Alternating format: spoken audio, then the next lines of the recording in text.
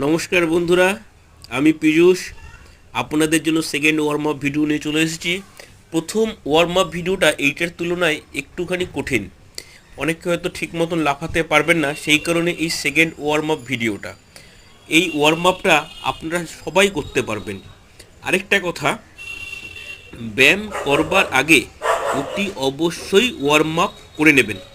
বেশি সময় লাগবে না, 5 থেকে 7 মিনিট এইভাবে যদি আপনারা নাড়াচাড়া করে নেন শরীরটাকে, তাহলে শরীরটা আস্তে আস্তে ওয়ার্ম আপ বা গরম হয়ে উঠবে।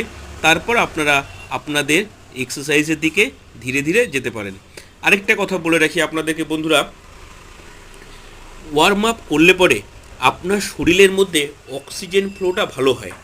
আরেকটা জিনিস, আপনার চোট লাগার যে প্রবণতাটা থাকে সেটা কিন্তু তুলনামূলক অনেকটাই কমে যায়। বিশেষ করে সকালবেলায় যারা ব্যায়াম করে তাদের তো ওয়ার্ম আপটা অতি অবশ্যই করা উচিত। কারণ ওয়ার্ম আপ করা মানে হচ্ছে বডিকে নক করা, যে রেডি হচ্ছে এক্সারসাইজ করবার জন্য। অতএব অতি অবশ্যই ওয়ার্ম আপ করবেন।